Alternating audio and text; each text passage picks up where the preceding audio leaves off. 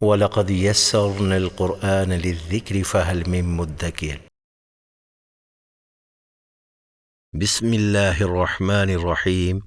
السلام علیکم ورحمۃ اللہ وبرکاتہ۔ آج کی کلاس میں ہم نے عارضی صفات کے اوپر ایک نظر ڈالنی ہے۔ یہ عارضی صفات وہ صفات ہوتی ہیں جن میں غلطی کے ہو جانے سے قرآن مجید کے معانی نہیں بدلتے ہیں۔ اور ایک اور بات کہ ہمیں زیادہ تر جو الجھایا جاتا ہے تجوید کے نام کے اوپر، وہ ان عارضی صفات کے اندر ہی الجھایا جاتا ہے، حالانکہ اس میں غلطی کے ہو جانے سے معنی میں تبدیلی نہیں آتی ہے۔ لیکن یہ ہے کہ ہم نے خدا نخواستہ ہم نے جان بوجھ کے تھوڑا اس کے اندر غلطیاں کرنی ہیں۔ بھئی ہم اپنی طرف سے سیکھ لیں گے، پوری کوشش کر لیں گے، اور اگر خدا نخواستہ پھر بھی غلطی آ گئی تو زیادہ پریشانی کی ضرورت نہیں ہے۔ اور پھر آج ہم انشاءاللہ تعالی ایک حدیث کا بھی مطالعہ کریں گے اس موضوع کے اوپر۔ وہ بیٹی بہت پریشان تھی کہ غلطیوں سے قرآن مجید کے معنی میں تبدیلی آ جاتی ہے، تو میرا بیٹا عارضی صفات کی غلطیوں سے قرآن مجید کے اندر تبدیلی نہیں آتی ہے۔ یہ ہے بیٹا عارضی صفات۔ دیکھیے گا، عارضی صفات کے اندر ایک صفت ہے ادغام کی، جیسے وہ مثال آئی تھی وَلَمْ يَكُنْ لَهُ، تو وَلَمْ يَكُنْ لَهُ شد سے پہلے جزم والا حرف نہیں پڑھا جاتا، اس کو ادغام کہتے ہیں۔ اگر کوئی بندہ خدا نخواستہ یہ پڑھتا ہے وَلَمْ يَكُنْ لَهُ كُفُوًا أَحَدٌ، تو یہ ایسی غلطی نہیں ہے کہ اس سے قرآن مجید کے معنی میں تبدیلی آ جائے۔ اول تو نہیں پڑھنا چاہیے، بھئی اتنا سا تو قاعدہ ہے کہ شد سے پہلے جزم والا حرف نہیں پڑھنا، تو بس۔ اسی طرح یہ یاد ہے وہ جو ہم نے ایک مثال لے کے آئے تھے، من بر ان بیا، تو انبیا ممبر، گنبد نہیں گنبد، تو نون کو میم میں بدل کے پڑھنا، اس کو اقلاب کا قاعدہ کہتے ہیں۔ اسی طرح نون شد میم شد غنہ کرنا، یہ بھی عارضی صفات میں سے ہے، شرط کے ساتھ ہے نون کے اوپر شد آ جائے، میم کے اوپر شد آ جائے تو غنہ کر لیا کرتے ہیں۔ اس کے بعد اخفا، سبحان اللہ، ہر قاعدہ 2 منٹ کا ہے، 3 منٹ کا ہے۔ اخفا کیا ہے؟ اخفا یہ ہے کہ قرآن مجید میں جہاں پہ بھی آپ جزم والا نون دیکھیں، جہاں پہ بھی آپ تنوین دیکھیں، یعنی جو ہی قرآن مجید میں آپ کو جزم والا نون اور تنوین نظر آ جائے تو آپ نے اس کو غنہ کر کے پڑھنا ہے۔ البتہ جزم والے نون اور تنوین کے بعد حمزہ عین ہا غین خا آ جائے تو پھر غنہ نہیں کرنا۔ سبحان اللہ، اتنی آسان سی بات ہے۔ اور پھر یہ بھی تو ایک بات طے ہوئی تھی ہم ایک ایسا قرآن مجید لے لیں جس میں جہاں غنہ اور اخفا ہو رہا ہو اس کو ریڈ کلر میں شو کر دیں، نہ آپ کو اخفا پڑھنے کی ضرورت ہے، نہ اظہار پڑھنے کی، نہ اقلاب پڑھنے کی، نہ آپ کو ادغام پڑھنے کی، نہ آپ کو غنہ پڑھنے کی، کچھ بھی نہیں۔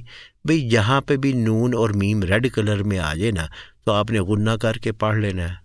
اچھا، اس کے بعد مد کے اوپر کتنا شور مچا ہوتا ہے کہ کتنی قسم کی مدیں ہیں، مد لازم، مد متصل، مد منفصل، مد لازم، پتہ نہیں، مثلا پتہ نہیں ایک ہے کلمی مستقل، ایک ہے پتہ نہیں حرفی مستقل، پتہ نہیں بہت سارے نام ہیں بھی۔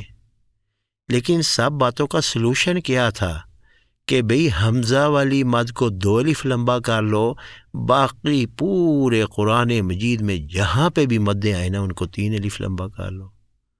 اگر مد کے نشان کے بعد حمزہ آ جائے، یعنی حمزہ والی مد کو 2 الف لمبا کر لو، باقی پورے قرآن مجید میں آپ 3 الف لمبا کر لیں، ٹھیک ہے نا؟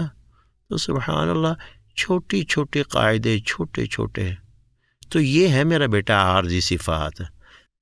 اچھا، عارضی صفات، یہ جو شاید کسی کا یہ سوال ہو کہ یہ جو سامنے والی لائنیں ہیں اس کا تو آپ نے تعارف کرایا نہیں ہے۔ میرا بیٹا، یہ تو وہ صفات ہے جو شاید ایک ایک دو دو لفظوں کے لیے ہیں۔ مثلا بسم اللہ مجریہا، قرآن مجید کا لب و لہجہ نہیں ہے بے تے سے، لیکن پورے قرآن مجید میں ایک لفظ ہے بسم اللہ مجریہا، بے تیرے مجریہا، بس قاعدہ ختم ہو گیا۔ اسی طرح جی، اچھا ایک قاعدہ اور دیکھیں، جیسے کچھ الفاظ قرآن مجید کے ہیں جیسے اتخذتم، یہ دراصل اتخذتم تھا، تو اس کو اتخذتم پڑھنا ہے۔ تو میرا بیٹا ساتھ آگے یہ بھی بات ہے، قرآن مجید میں ویسے ہی اتخذتم لکھ دیا گیا ہے، تو بھئی جیسے لکھا ہوا ویسے ہی پڑھنا ہے، ٹھیک ہے نا؟ تو اس طرح کے قاعدے ہیں۔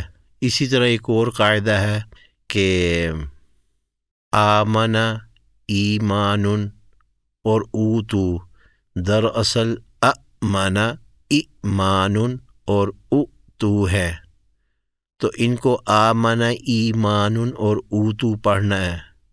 تو بھئی جیسے پڑھنا چاہیے نا ویسے ہی قرآن مجید میں لکھا ہوا ہے، ایسے ہی آل آنا اور الذکرین اور اللہ، یہ دراصل الذکرین الآن اور اللہ ہیں۔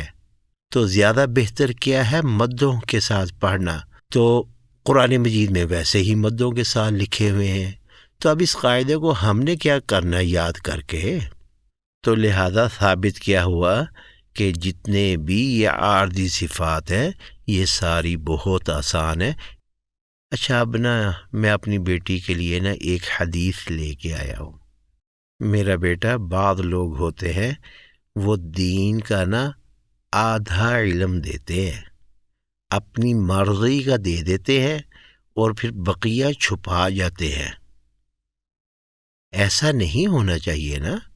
رسول اللہ صلی اللہ علیہ وسلم کے جتنے بھی فرامین ہیں تو ایک موضوع سے متعلقہ وہ سارے کے سارے ظاہر کرنے چاہیے نا۔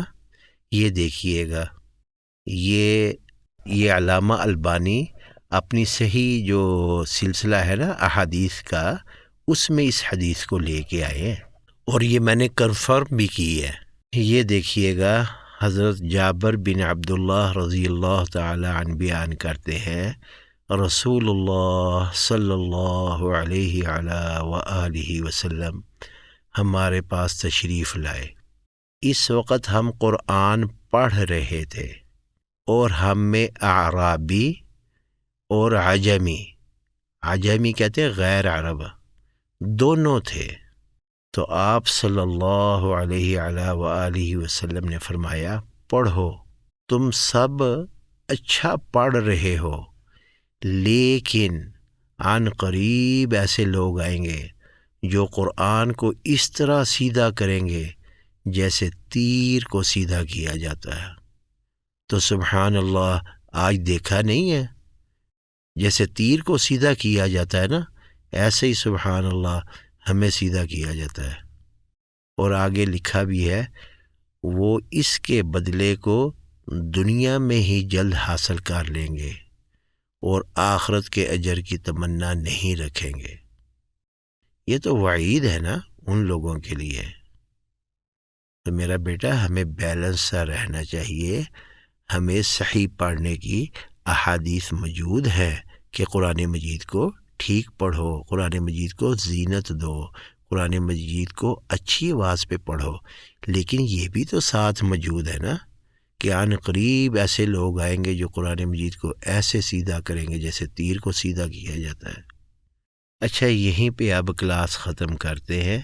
حدیث میں نے آپ کو دکھا دی ہے، صحیح حدیث ہے، اور کل ہم انشاءاللہ تعالی کل کی کلاس میں تمام قواعد کا جائزہ لیں گے۔ سبحانک اللہم ربنا وبحمدک اشہد ان لا الہ الا انت استغفرک واتوب الیک۔